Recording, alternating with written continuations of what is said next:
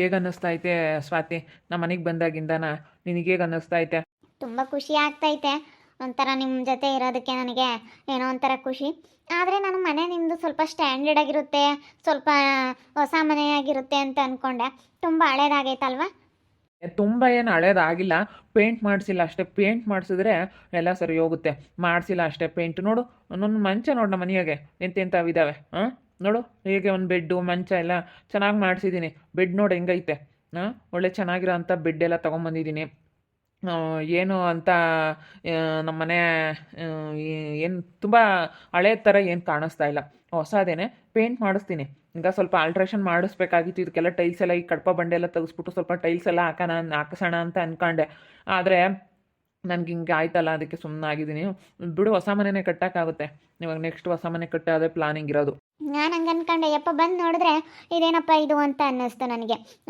ಒಂಥರ ನನಗೆ ಯಾವುದೋ ಮನೆಗೆ ಬಂದೇನಪ್ಪ ಅಂತ ಅನ್ನಿಸ್ತು. ನಾನೊಂಥರ ಯೋಚನೆ ಮಾಡ್ತಿದ್ದೆ, ನಾನು ಯಾವತ್ತೂ ನೋಡಿಲ್ಲ. ಅದೇ ಜೀವಿತಾಕ ಒಂದು ಸತಿ ವಿಡಿಯೋ ಕಾಲ್ ಮಾಡಿ ತೋರಿಸಿದ್ರು, ಅವಾಗ ಒಂದು ಸ್ವಲ್ಪ ಚೆನ್ನಾಗಿ ಕಾಣಿಸ್ತು. ಇಲ್ಲಿ ಒಂಥರ ಹಳೇದು ಕಣ್ಣಂಗೆ ಕಾಣ್ತೈತೆ. ಅದೇ ಪೇಂಟ್ ಗಿಂಟ್ ಎಲ್ಲ ಮಾಡಿಸಿದ್ರೆ ಸರಿ ಹೋಗುತ್ತೆ. ಬಾರಮ್ಮ ಬಾ. ಹೆಂಗೋ ನನ್ನ ಮಗಂದು ಮದುವೆ ಆಯ್ತಲ್ಲ, ನನಗೆ ಅದೇ ಒಂಥರ ಸಮಾಧಾನ ಕಣಮ್ಮ. ನಾನು ಅತ್ತೆ ಏನು ಹೇಳ್ದೆ ಗೊತ್ತಾ ಇವ್ರಿಗೆ, ನಿಮ್ಮ ಮನೆಗೇನೆ ನಿಮ್ಮ ದೇವ್ರ ಮನೆ ಫೋಟೋದ ಮುಂದೆನೇ ಅಲ್ಲೇ ಮದುವೆ ಆಗ್ಬಿಡೋಣ ಅಂತ ಹೇಳಿದೆ. ಇವ್ರು ಅದಕ್ಕೆ ಬೇಡ ಅಂತ ಅಲ್ಲಿ ಗಣೇಶನ ದೇವಸ್ಥಾನ ಎದುರುಗಡೆನೆ ಒಂದು ನನಗೆ ತಾಳಿ ಅನ್ನೋದು ಕಟ್ಟಿಬಿಟ್ರು. ಅಲ್ಲಿ ಬರ್ತಾ ಒಂದು ಚಿಕ್ಕದಾಗಿ ಗಣೇಶನ ದೇವಸ್ಥಾನ ಐತೆ ದಾರಿಲಿ. ಅಲ್ಲೇ ಅವರು ಅಲ್ಲೇ ಕೂತ್ಕೊಂಡು ಅಲ್ಲೇ ಕೈ ಮುಗಿದ್ಬಿಟ್ಟು, ಇವಾಗ ಹೆಂಗೆ ಪಿಕ್ಚರಲ್ಲಿ ಹೆಂಗಾಯ್ತು ಹಂಗೆ ಆಗ್ಬಿಡ್ತು ನಮ್ಮ ಮದುವೆ. ನನ್ನ ಮಗ ಒಳ್ಳೆ ಅನ್ಕಣಮ್ಮ, ಚೆನ್ನಾಗಿ ನೋಡ್ಕೊಂತಾನೆ. ನೀನು ಅವನ್ನ ಚೆನ್ನಾಗಿ ನೋಡ್ಕೊಂಡು ಇಬ್ಬರು ಚೆನ್ನಾಗಿ ಇಟ್ಕೊಂಡು ಹೋಗಿ. ಆಗದ ಆಗೈತೆ, ಹೆಂಗೋ ನನ್ನ ಮಗನ ಮದುವೆ ಆಗಿದೆಯಾ. ನಾನು ಅಂದ್ಕೊಂಡಿರ್ಲಿ ಹಿಂಗೆ ಮದುವೆ ಆಗುತ್ತೆ ನನ್ನ ಮಗಂದು ಅಂತ. ನಾನು ಹೋಗಿದ್ದಕ್ಕೆ ಭಾಳ ಖುಷಿಯಾಗ್ಬಿಟ್ಟೈತೆ ಕಣಮ್ಮ. ಸ್ವಾತಿಗಂತೂ ನನ್ನ ವೀಲ್ ಚೇರ್ ಮೇಲಿಂದನೇ ನೋಡೋಕೆ ಬಂದುಬಿಟ್ರಲ್ಲ, ಅಲ್ಲೇ ಇಟ್ಕೊಂಡು ಅಂತೇಳಿ ನನಗೆ ಒಂಥರ ಭಾಳ ಖುಷಿ ಪಡ್ತಾರೆ. ಅದಕ್ಕೆ ನಾನು ಇಷ್ಟಪಟ್ಟು ಮದುವೆ ಆಗಿಬಿಟ್ರು. ನಿಮ್ಮಮ್ಮ ನಿಮ್ಮಪ್ಪ ಏನಂದ್ರಂತೆ? ಗೊತ್ತಿಲ್ಲಪ್ಪ ಅದೆಲ್ಲ ಏನಂದ್ರೋ ಏನೋ. ನಾನೆಲ್ಲ ಯಾರಿಗೂ ಫೋನ್ ಮಾಡೋಕ್ಕೋಗಿಲ್ಲ, ಏನೂ ಕೇಳೋಕ್ಕೋಗಿಲ್ಲ. ಬಿಡಿ ಹೋಗ್ಲಿ, ಕಷ್ಟನೋ ಸುಖನೋ ಇವತ್ತು ಬಂದಿದ್ದೀನಿ, ನಿಮ್ಮನ್ನು ಇಷ್ಟಪಟ್ಟು ಬಂದಿದ್ದೀನಿ.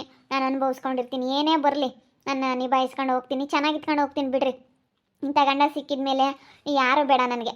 ನನಗೆ ಒಳ್ಳೆ ಗಂಡ ಇದ್ದರೆ ಸಾಕು, ಇನ್ನೇನು ಬೇರೆ ಇನ್ನೇನು ಬೇಡ. ಅಷ್ಟೇ ನಾನು ಬಯಸೋದು ನಿಮ್ಮ ಹತ್ರ.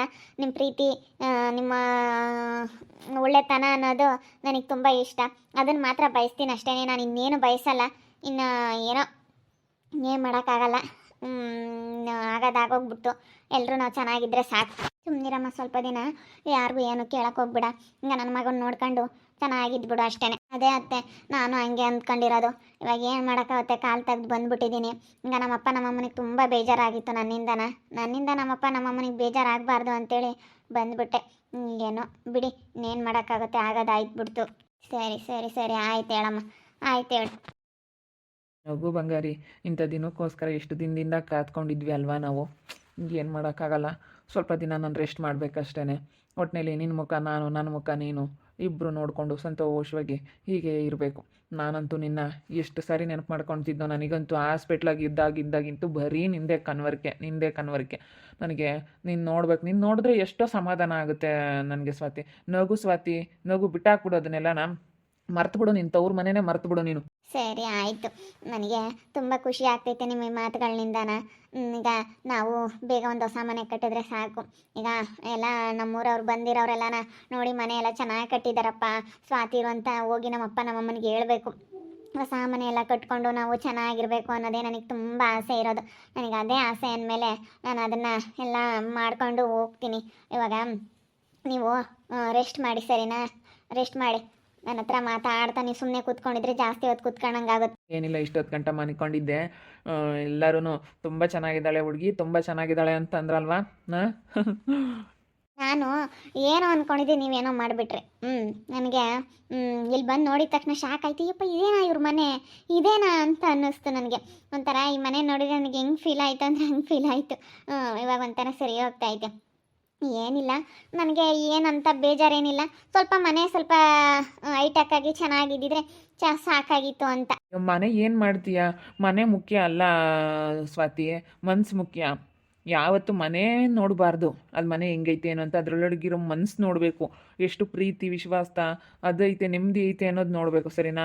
ಮನೆ ಕಟ್ಟೋದು ಏನು ಬಿಡು, ಸುಮ್ಮನೆ ಇದ್ಬಿಡು. ಆ ಮನೆ ಕಟ್ಟೋದೆಲ್ಲ ಏನಕ್ಕೆ ನೋಡಿ, ಎಂತೆಂಥ ಫರ್ನಿಚರ್ಗಳೆಲ್ಲ ತೊಗೊಂಬಂದಿಟ್ಟಿದ್ದೀನಿ ನೋಡು. ಅಲ್ಲಿ ಡೈನಿಂಗ್ ಟೇಬಲ್ ಇದೆ, ನೋಡಿ ಟೀಪಾಯ್ ಇದೆ, ಸೋಫಾ ಇದೆ, ಎಂತೆಂಥ ಚೇರ್ಗಳಿದಾವೆ ನೋಡು. ಹ್ಞೂ ಎಲ್ಲ ತಗೊಂಬಂದಿದ್ದೀರಾ, ಒಳ್ಳೆ ಮಂಚ ಬೆಡ್ಡು ಎಲ್ಲ ತಗೊಂಬಂದಿದ್ದೀರಾ. ಆದರೆ ಮನೆ ಸ್ವಲ್ಪ ಒಂದಿಷ್ಟು ಸ್ಟ್ಯಾಂಡರ್ಡ್ ಆಗಿದ್ದಿದ್ರೆ ಚೆನ್ನಾಗಿರೋದು. ಎಲ್ಲ ಚೆಂದ ತಗೊಂಬಂದಿದ್ದೀರಾ ಫರ್ನಿಚರ್ ಎಲ್ಲ ಅಲ್ವಾ. ಯಾವಾಗ ತಗೊಂಬಂದ್ರಿ? ನಾನು ಅಲ್ಲಿ ಬೆಂಗಳೂರಿಂದ ತೊಗೊಂಬಂದಿದ್ದೆ, ಎಲ್ಲ ಬ್ಯಾಂಗ್ಳೂರ್ಗೆ ಹೋಗಿದ್ನಲ್ಲ ಅವಾಗೆಲ್ಲ ತೊಗೊಂಬಂದಿರೋ ಅಂಥದ್ದೆಲ್ಲ ಬೆಂಗಳೂರಿಂದ ಹಾಕೊಂಬಂದಿದ್ದೆ. ಅಲ್ಲೆಲ್ಲ ಚೆನ್ನಾಗಿರುತ್ತೆ ಫರ್ನಿಚರ್ಗಳಂತೇಳಿ ಅಲ್ಲಿಂದ ತೊಗೊಂಬಂದಿದ್ದೆ, ಎಲ್ಲ ನಾನು ಬೆಂಗಳೂರಿಂದ ತೊಗೊಂಬಂದಿರೋದು. ಅಯ್ಯೋ ಮನೆ ಕಟ್ಟಿದ್ರೆ ಇದೆಲ್ಲ ಇನ್ನೂ ಇದಕ್ಕಿಂತ ಹೈಟೆಕ್ ಆಗಿರೋ ತೊಗೊಂಬರ್ತೀನಿ ಬಿಡು. ಎಲ್ಲ ನನಗೆ ಹೆಂಗೆ ಅಂತಂದರೆ, ತೊಗೊಳ್ತೀವಿ ಒಳ್ಳೆ ಚೆನ್ನಾಗಿರೋ ಬ್ರ್ಯಾಂಡೆಡ್ ತೊಗೋಬೇಕು. ನಿನಗೆ ಹೆಂಗೆ ಬ್ರ್ಯಾಂಡೆಡ್ ಚಪ್ಪಲಿ ಬಟ್ಟೆ ಎಲ್ಲ ಹೆಂಗೆ ಇಷ್ಟನೋ ನನಗೂ ಅದೇ ಥರ ತೊಗೊಳ್ತೀವಿ, ಒಳ್ಳೆ ತೊಗೋಬೇಕು. ಒಂದು ಸಲ ದುಡ್ಡು ಹಾಕ್ಬಿಟ್ರೆ, ಒಂದು ಸತಿ ಇನ್ವೆಸ್ಟ್ ಮಾಡಿಬಿಟ್ರೆ ಅದು ಯಾವಾಗ್ಲೂ ಪರ್ಮೆಂಟಾಗೆ ಚೆನ್ನಾಗಿರುತ್ತೆ. ಅದಕ್ಕೋಸ್ಕರ ಪರ್ಮೆಂಟಾಗಿ ಚೆನ್ನಾಗಿರ್ಬೇಕಂತಂದರೆ ನಾವು ಒಂದೇ ಸತಿ ಬ್ರ್ಯಾಂಡೆಡ್ ತೊಗೋಬೇಕು. ಅದಕ್ಕೆ ನಾನು ನಿನ್ನ ಆರಿಸ್ಕೊಂಡಿದ್ದು. ನೀನು ಬ್ರ್ಯಾಂಡೆಡ್ ಹುಡುಗಿ, ನೀನು ಲೋಕಲ್ ಅಲ್ವೇ ಅಲ್ಲ, ನೀನು ತುಂಬ ಬ್ರ್ಯಾಂಡೆಡ್ ಸ್ವಾತಿ. ನನಗೆ ನೀನು ತುಂಬ ಬ್ರ್ಯಾಂಡೆಡ್. ತುಂಬ ಖುಷಿ ಆಗ್ತೈತೆ ನನಗೆ. ನಮ್ಮ ಮುತ್ತುಗೆ ಫೋನ್ ಮಾಡಬೇಕಾಗಿತ್ತು, ಫೋನ್ ಮಾಡಿ ತಿಳ್ಕೊಬೇಕಾಗಿತ್ತು. ಆದರೆ ನಾನು ಹೆಂಗೆ ತಿಳ್ಕೊಂಬೋದು? ಫೋನ್ ಮಾಡಿ ತಿಳ್ಕೊಳಕ್ಕಾಗಲ್ವಲ್ಲ. ಏನು ತಿಳ್ಕೊಂಬದು ಏನೈತೆ ಬಿಟ್ಬಿಡು. ಈಗ ನೀನು ಬಂದಿದ್ದೀಯ ಅಂತ ನಿಮ್ಮಪ್ಪ ನಿಮ್ಮಮ್ಮ ಬೈಕಾಂತಾರೆ, ಯಾಕೋ ಹೋಗ್ಬಿಟ್ಲಲ್ಲ ಅಂತ ಬೈಕೊಂಡಿರ್ತಾರೆ ಅಷ್ಟೇ. ಇವಾಗ ನಮ್ಮ ಜೀವಿತಕ್ಕೆ ಫೋನ್ ಮಾಡಿದ್ರೆ ಎಲ್ಲ ಗೊತ್ತಾಗುತ್ತೆ. ಜೀವಿತಕ್ಕೆ ಫೋನ್ ಮಾಡಿ ಎಲ್ಲ ತಿಳ್ಕೊ ಅಷ್ಟೇ. ನಮ್ಮ ಜೀವಿತ ಎಲ್ಲೋಡು ಹೆಂಗೆ ಅಂದರೆ ಎಲ್ಲ ತಿಳ್ಕೊಬಿಡ್ತಾಳೆ, ಪ್ರತಿಯೊಂದು ಎಲ್ಲ ತಿಳ್ಕೊಬಿಡ್ತಾಳೆ. ಹೌದು ಹಂಗೆ ಮಾಡ್ತೀನಿ. ಜೀವಿತ ಅಕ್ಕನಿಗೆ ಫೋನ್ ಮಾಡಿ ತಿಳ್ಕೊಬಿಡ್ತೀನಿ, ಎಲ್ಲ ಏನಾಯಿತು ಏನು ಎಲ್ಲ ತಿಳ್ಕೊಂತೀನಿ ಬಿಡು. ಖುಷಿ ಆಯಿತಾ? ಒಂಥರ ನಿನಗೆ ಇವಾಗ ಸಮಾಧಾನ ಆಯಿತಾ? ಸಮಾಧಾನ ಆಯಿತಾ ಹೇಳು? ತುಂಬ ಸಮಾಧಾನ ಆಯಿತು. ಇವಾಗ ನಮ್ಮ ಜೀವನ ನಾವು ನೋಡಿಕೊಂಡು ಇನ್ಮೇಲಿಂದ ನೆಮ್ಮದಿಯಾಗಿ ಎಲ್ಲರೂ ಸಂತೋಷವಾಗಿ ಇದ್ದರೆ ಸಾಕು. ಇನ್ಮೇಲೆ ಅದೇ ಬೇಕಾಗಿರೋದು. ಎಲ್ಲರೂ ಸಂತೋಷವಾಗಿ ನೆಮ್ಮದಿಯಾಗಿ ಜೀವನ ಮಾಡ್ಕೊಂಡು ನಾನು ನೀನು ಅತ್ತೆ ಮೂವರೇ ಇರೋದು. ನಿಮ್ಮಪ್ಪ ಇಲ್ವಾ? ನಮ್ಮ ಅಪ್ಪ ಐತೆ, ನಮ್ಮ ಅಪ್ಪನಿಗೆ ಸ್ವಲ್ಪ ತಲೆ ಸರಿ ಇಲ್ಲ. ಅದಕ್ಕೆ ಅದು ಹಿಂಗೇನೆ ನಮ್ಮ ಮಾತು ಕೇಳಲ್ಲ. ಅದು ಇದು ಜನ ಏನೇನೋ ಹೇಳ್ಕೊಟ್ಟು ಹಿಂಗೆ ಇದು ಮಾಡ್ತಾರೆ. ನಮ್ಮ ಅಪ್ಪನಿಗೆ ಸ್ವಲ್ಪ ತಲೆ ಸರಿ ಇಲ್ಲ. ಅದಕ್ಕೆ ಅದು ಹಿಂಗೆ ಬೇರೆಯವ್ರ ಮನೆಗೆ ಹೋಗಿರೋದು, ಬೇರೆಯವ್ರ ಹೊಲ್ದಾಗ ಕೆಲಸ ಮಾಡೋದು ಹಿಂಗೆ ಮಾಡ್ತೈತೆ. ಅದು ಯಾಕೋ ನಮ್ಮ ಮನೆಗೆ ಬರಲ್ಲ. ಅದು ಶಾಸ್ತ್ರದಲ್ಲಿ ಹಂಗೆ ಹೇಳಿದ್ರು, ಎಲ್ಲೋ ಕೇಳಿದ್ವಿ. ಅವ್ರಿಗೆ ಸ್ವಲ್ಪ ಹಂಗೆ ಮನೆ ಅಂದರೆ ಆಗ್ಬರೋದಿಲ್ಲ, ಬೇರೆ ಕಡೆ ಇರೋದಕ್ಕೆ ಇಷ್ಟಪಡ್ತಾರೆ ಅಂತ. ಚೆನ್ನಾಗಿದ್ದು ನಮ್ಮ ಜೀವಿತಾಕ ಮದುವೆ ಆದಾಗಿಂದನೂ ಅವ್ರಿಗೆ ಯಾಕೋ ಆ ರೀತಿ ತಲೆ ಕೆಡಿಸ್ಕೊಬಿಟ್ಟು ಆ ರೀತಿ ಆದಂಗೆ ಆಗೈತಿ. ಈಗ ಏನು ಮಾಡೋದು ಅವ್ರಿಗೆ?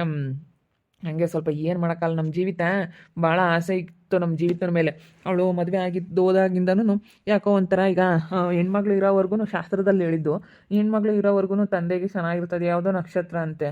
ಆ ಅವ್ರು ಹುಟ್ಟಿರೋ ನಕ್ಷತ್ರದಿಂದ ತಂದೆಗೆ ಹೊಡ್ತಾ ಬೀಳುತ್ತಂತೆ. ಆ ರೀತಿ ನಮ್ಮ ಅಪ್ಪನಿಗೆ ಸ್ವಲ್ಪ ತಲೆ ಲೂಸ್ ಆಗಿಬಿಟ್ಟು ಅವರು ಬೇರೆ ಮನೆಗೆ ಹೋಗಿರೋದು, ಹೊಲದಲ್ಲಿ ಹಿಂಗೆ ಬರೋದೇ ಇಲ್ಲ. ಒಟ್ಟಿನಲ್ಲಿ ಮನೆ ಅಂತಂದರೆ ಅವ್ರಿಗೆ ಆಗಲ್ಲ. ಹಂಗೆ ಒಬ್ಬೊಬ್ರಿಗೆ ಆ ರೀತಿ ಆಗುತ್ತೆ ಅಂತ ಕೇಳ್ಪಟ್ಟಿದ್ದೀನಿ. ಒಂದೊಂದು ನಕ್ಷತ್ರದಾಗ ಹುಟ್ಟಿದ್ರೆ ಏನೇನೋ ಬೇರೆ ಅದೆಲ್ಲ ಹೇಳ್ತಾರಪ್ಪ. ಅದೆಲ್ಲ ಏನೇನೋಪ್ಪ ಗೊತ್ತಿಲ್ಲ ಶಾಸ್ತ್ರದ ನನಗೆ. ಒಟ್ಟಿನಲ್ಲಿ ಇಂಥ ನಕ್ಷತ್ರದಲ್ಲಿ ಹುಟ್ಟಿದ್ರೆ ತಂದೆಗೆ ಎಫೆಕ್ಟು, ತಾಯಿಗೆ ಎಫೆಕ್ಟು ಅಂತ ಏನೇನೋ ಹೇಳ್ತಾರಪ್ಪ ಶಾಸ್ತ್ರನ. ನನಗೆ ಸರಿಯಾಗಿ ಗೊತ್ತಿಲ್ಲ. ಹಂಗಾದ್ರೆ ನಾವು 3 ಜನ ಇರೋದು. ಸಿಂಪಲಾಗಿ 3 ಜನ ಅಷ್ಟೇ, ಬೇರೆ ಇನ್ನೇನು ಇಲ್ಲ. ಸಿಂಪಲಾಗಿ 3 ಜನ ಇದ್ದೀವಿ. 3 ಜನ ಸಿಂಪಲಾಗಿ ಅಡುಗೆ ಮಾಡ್ಕೊಂಡು ತಿನ್ನೋದು, ತಿಂಡಿ ಊಟ ಸಂಜೆ ಬಿಸಿದು. ಯಾವ ಟೈಮಲ್ಲೇ ಮಾಡಲಿ 3 ಟೈಮು ಬಿಸಿದು. ನಮಗೆ ಸೈಡಿಗೆ ಡೈಲಿ ಒಂದೊಂದು ಮೊಟ್ಟೆ, ಇಲ್ಲ ಆಮ್ಲೆಟು, ಇಲ್ಲ ಮೊಟ್ಟೆ ಫ್ರೈ ಮಾಡ್ತಾರಲ್ಲ, ಈರುಳ್ಳಿ ಎಲ್ಲ ಮೊಟ್ಟೆ ಹೊಡೆದಾಕ್ಬಿಟ್ಟು ಅದರೊಳಗಡೆ ಮೊಟ್ಟೆ ಉರಿತಾರೆ ಅಂತ ಹೇಳ್ತಾರಲ್ಲ, ಆ ಥರ ಇರಬೇಕು.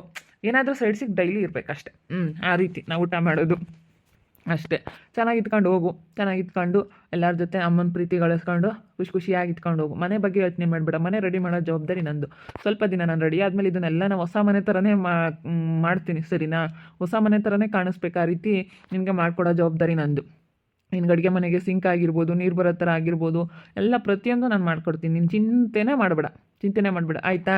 ಸರಿ ಆಯಿತು. ನಾನು ಮನೆ ಸ್ವಲ್ಪ ಸ್ಟ್ಯಾಂಡರ್ಡಾಗಿ ಚೆನ್ನಾಗಿರುತ್ತೆ ಅಂತ ಅಂದ್ಕೊಂಡಿದ್ದೆ. ಆದರೆ ಹಿಂಗೆ ಐತೆ ಸ್ವಲ್ಪ. ಅದೇ ಇವರು ಹುಷಾರಾದ್ಮೇಲೆ ಸ್ವಲ್ಪ ಚೆನ್ನಾಗಿ ಮಾಡಿಕೊಡ್ತೀನಿ ಅಂತ ಹೇಳವ್ರೆ. ಮನ್ಸು ನೋಡಬೇಕು, ಯಾವತ್ತು ಮನೆ ನೋಡಬಾರ್ದು ಅಂತ ಹೇಳ್ತಾ ಇದ್ದಾರೆ. ಒಂಥರ ಖುಷಿ ಆಗ್ತೈತೆ. ನೋಡ್ತಾ ಇರಿ, ನೆನನಾಗ್ಬೋದಂತ ಮುಂದಿನ ಭಾಗದಲ್ಲಿ ನೋಡ್ತಾ ಇರ್ರಿ. ಹಾಗೆ ವಿಡಿಯೋ ಬಗ್ಗೆ ಏನೇ ಮೊಬಿಟನ್ನ ಕಮೆಂಟ್ ಮಾಡಿರಿ. ಹಾಗೆ ವಿಡಿಯೋ ಇಷ್ಟ ಆಗಿದ್ರೆ ಲೈಕ್ ಮಾಡಿ, ಶೇರ್ ಮಾಡಿ. ಇನ್ನೂ ಯಾರ್ಯಾರು ನಮ್ಮ ಚಾನಲ್ ಸಬ್ಸ್ಕ್ರೈಬ್ ಮಾಡ್ಕೊಂಡಿಲ್ಲ ತಪ್ಪದೆ ಕೂಡಲೇ ಸಬ್ಸ್ಕ್ರೈಬ್ ಮಾಡ್ಕೊಳ್ಳಿ. ಓಕೆ ವೀಕ್ಷಕರೇ, ಧನ್ಯವಾದಗಳು.